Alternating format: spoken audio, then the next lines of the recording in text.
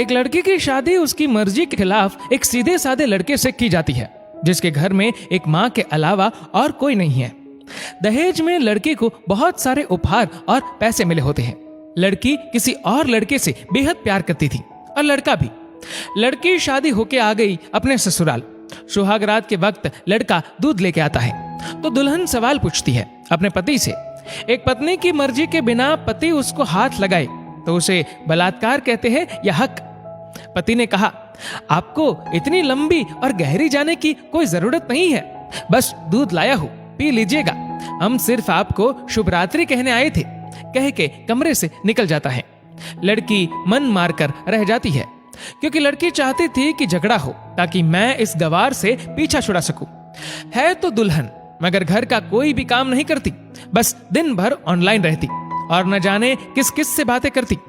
मगर उधर लड़की की माँ बिना शिकायत के दिन भर चूल्हा चौका से लेकर घर का सारा काम करती, मगर हर पल अपने होठों पर मुस्कुराहट लेके फिरती। लड़का एक कंपनी में छोटा सा मुलाजिम है और बेहद ही मेहनती और ईमानदार। करीब महीने भर बीत गए मगर पति पत्नी अब तक साथ नहीं सोए। वैसे लड़का बहुत शांत स्वभाव वाला था, इसलिए वह ज्यादा बातें नहीं करता था। बस खाने के वक्त अपनी पत्नी से पूछ लेता था कि कहाँ खाओगी, अपने कमरे में या हमारे साथ। और सोने से पहले डायरी लिखने की आदत थी जो वह हर रात को लिखता था। ऐसे लड़के के पास एक स्कूटी था। वह रोज बाहर जाती थी, पति के ऑफिस जाने के बाद और पति के वापस लौटते ही आ जाती थी। छुट्टी का दिन था, लड़का भी घर पे ही था, तो लड़की ने अच्छे भले खाने को भी गंदा कह के माँ को अपशब्द बोल के खाना फेंक देती है। मगर वह शांत रहने वाला उसका पति अपनी पत्नी पर हाथ उठा देता है, मगर माँ अपने बेटे को बहुत डांटती है। इधर लड़की को बहाना चाहिए था झगड़े का जो उसे मिल गया था।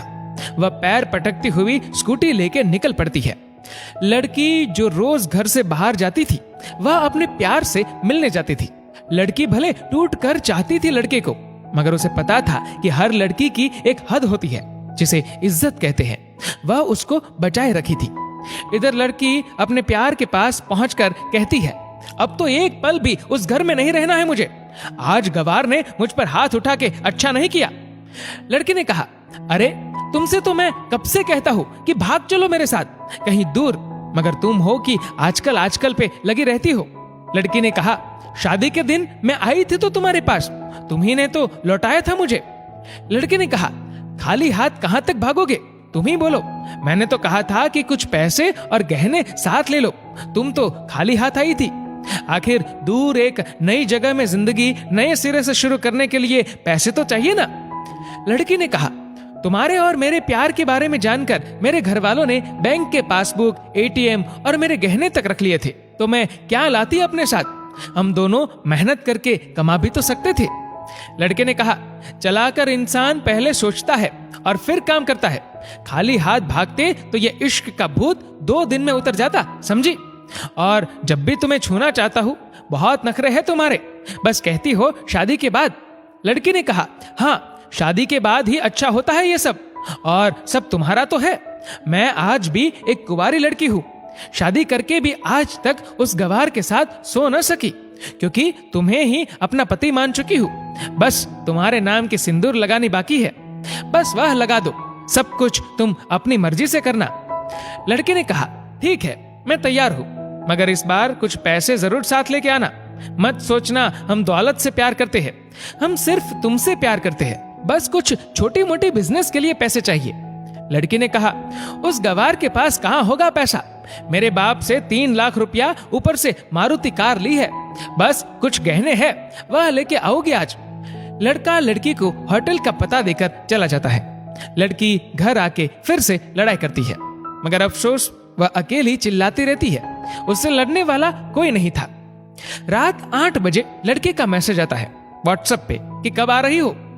लड़की जवाब देती है, सब्र करो, कोई सोया नहीं है, मैं 12 बजे से पहले पहुंच जाऊंगी, क्योंकि यहाँ तुम्हारे बिना मेरी सांसें घुटती है।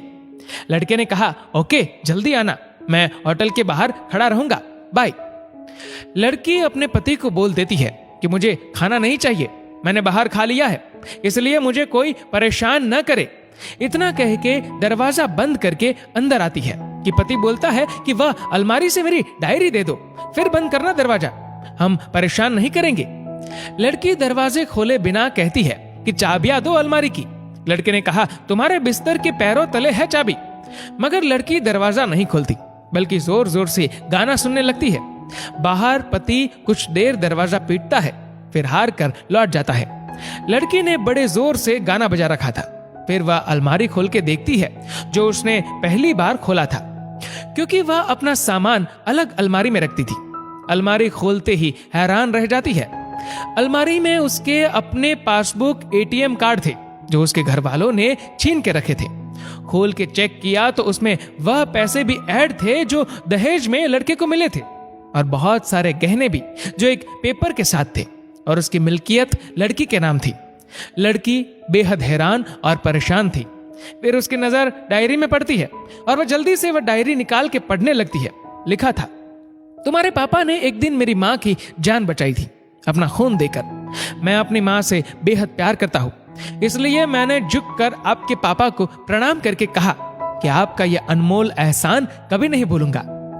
कुछ दिन बाद आपके पापा हमारे घर आए, हमारे तुम्हारे रिश्ते की बात लेकर, लेकिन उन्होंने आपकी हर बात बताई हमें कि आप एक लड़के से बेहद प्यार करती हो। आपके पापा आपकी खुशी चाहते थे, इसलिए वह पहले लड़के को जानना चाहते थे।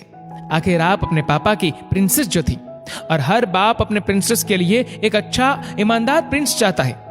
आपके पापा ने खोज करके पता लगाया कि वह लड़का बहुत सी लड़की को धोखा दे चुका है और पहली शादी भी हो चुकी है, पर आपको बता न सके, क्योंकि उन्हें पता था कि ये जो इश्क का नशा है वह हमेशा अपनों को गैर और गैर को अपना समझता है। एक बाप के मुंह से एक बेटी की कहानी सुनकर मैं अचंभित हो गया।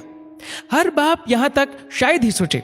मुझे यकीन हो गया था कि एक अच्छा पति होने का सम्मान मिले न मिले, मगर एक दामाद होने की इज्जत मैं हमेशा पा सकता हूं। मुझे दहेज में मिले सारे पैसे मैंने तुम्हारे अकाउंट में जमा कर दिए हैं, और तुम्हारे घर से मिली गाड़ी आज भी तुम्हारे घर पे है, जो मैंने इसलिए भेजी ताकि जब तुम्हें मुझसे प्यार हो जाए तो साथ चलेंगे कहीं दूर घूमने। रही बात दहेज की, दहेज इस नाम से नफरत है मुझे, क्योंकि मैंने इस दहेज में अपनी बहन और बाप को खोया है। मेरे बाप के अंतिम शब्द भी यही थे कि किसी बेटी के बाप से कभी 1 रुपया न लेना, मर्द हो तो कमा के खिलाना, तुम आजाद हो, कहीं भी जा सकती हो। डायरी के बीच पन्नों पर तलाक की पेपर है, जहां मैंने पहले ही साइन कर दिया है। जब तुम्हें लगे कि अब इस गवार के साथ नहीं रहना है तो साइन करके कहीं भी अपनी सारी चीजें लेके जा सकती हो। लड़की हैरान थी, परेशान थी। न चाहते हुए भी गवार के शब्दों ने दिल को छुआ था। न चाहते हुए भी गवार के अनदेखे प्यार को महसूस करके पलकें नम हुई थी। आगे लिखा था, मैंने तुम्हें इसलिए मारा क्योंकि आपने माँ को गाली दी, और जो बेटा खुद के आगे माँ की बेइज्जती होते सहन कर पाए, फिर वह बेटा कैसा। कल आपके भी बच्चे होंगे, चाहे किसी के साथ भी हो, तब महसूस होगी माँ की महानता और प्यार। आपको दुल्हन बना के हम सफर बनाने लाया हूं, जबरदस्ती करने नहीं। जब प्यार हो जाए तो भरपूर वसूल कर लूंगा आपसे। आपके हर गुस्ताखी का बदला हम शिद्दत से लेंगे। हम आपसे, अगर आप मेरी हुई तो बेपनाह मोहब्बत करके, किसी और की हुई तो आपके हक में दुआएं मांग के। लड़की का फोन बज रहा था जो वाइब्रेशन मोड पे था। लड़की अब दुल्हन बन चुकी थी। पलकों से आंसू गिर रहे थे। सिसकते हुए मोबाइल से पहले सिम निकाल के तोड़ा, फिर सारा सामान जैसा था वैसे रख के न जाने कब सो गई, पता नहीं चला। सुबह देर से जागी, तब तक गवार ऑफिस जा चुका था। पहले नहा धोकर साड़ी पहनी, लंबी सी सिंदूर डाली अपनी मांग में, फिर मंगलसूत्र, जबकि पहले एक टिक्की जैसी साइड पे सिंदूर लगाती थी ताकि कोई लड़का ध्यान न दे, मगर आज 10 किलोमीटर से भी दिखाई दे ऐसी लंबी और गाढ़ी सिंदूर लगाई थी दुल्हन ने। फिर किचन में जाके सासू माँ को जबरदस्ती कमरे में लेके तैयार होने को कहती है, और अपने गवार पति के लिए थोड़े नमकीन, थोड़े हलवे और चाय बना के अपनी स्कूटी में सासू माँ को जबरदस्ती बिठाकर, जबकि कुछ पता ही नहीं है उनको कि बहू आज मुझे कहाँ ले जा रही है, बस बैठ जाती है। फिर रास्ते में सासू माँ को पति के ऑफिस का पता पूछकर ऑफिस पहुंच जाती है। पति हैरान रह जाता है पत्नी को इस हालत में देखकर। पति ने कहा, सब ठीक तो है ना माँ? मगर माँ बोलती, इससे पहले पत्नी गले लगाकर कहती है कि अब सब ठीक है, I love you for ever.